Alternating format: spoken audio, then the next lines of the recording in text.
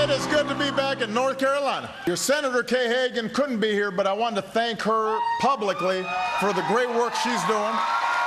Senator Kay Hagan will not be attending. It's obviously her home state.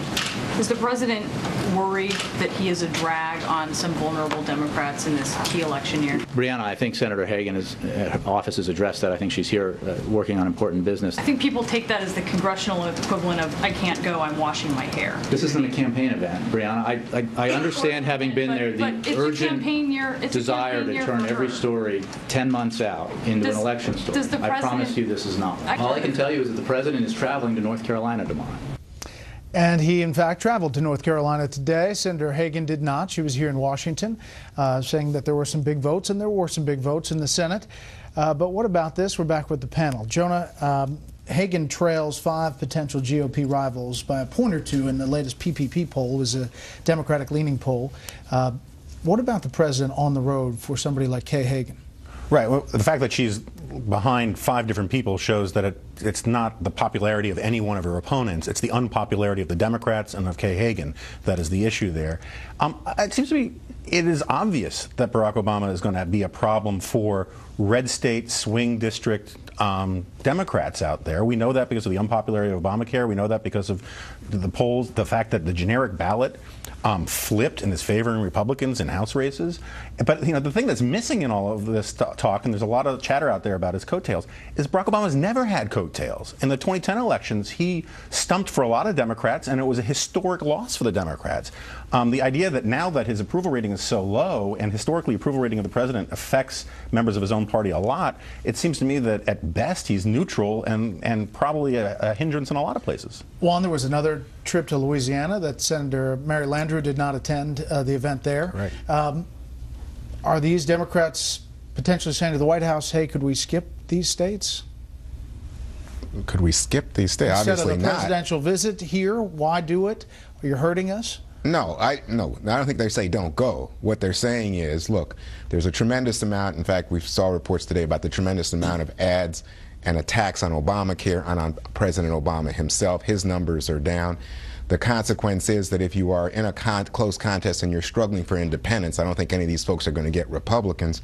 You really don't want to get so close to a polarizing figure that you would drive away those independents and have them see you as a surrogate for President Obama. So it's a hard-line political calculus, and the decision is, right now, it might benefit President Obama in terms of his overall strategy of saying, I'm reviving the economy, I'm focused on jobs, but it doesn't benefit a Kay Hagan, it doesn't benefit a Mary Landrieu. New York Times today, Steve, had a big piece about how Democrats are worried about these early ads by groups funded by the Koch brothers about health care and how they're affecting Democrats in these early races. Democrats should be worried about those ads because they're very, very effective. And they're effective because they're using the words of Democrats against them and linking them closely with President Obama on an issue where Democrats are in a distinct minority, Obamacare. They're very effective ads. I think they will continue. We will see those through Election Day. Republicans would be crazy not to harp on that, to make that the center of their campaign against Democrats going through November. You know, one word about President Obama's claim that 2014 is going to be a year of action. I mean, does anybody believe that? Does anybody believe that in Washington 2014 is going to be a year of action? You've got a president who's as unpopular as he's ever been, Democrats who are running away from him, Republicans who feel emboldened, issues that we've failed to resolve in Washington going back years. So you're looking for big things out of the State of the Union. there's nothing's going to happen. I mean, everybody understands that.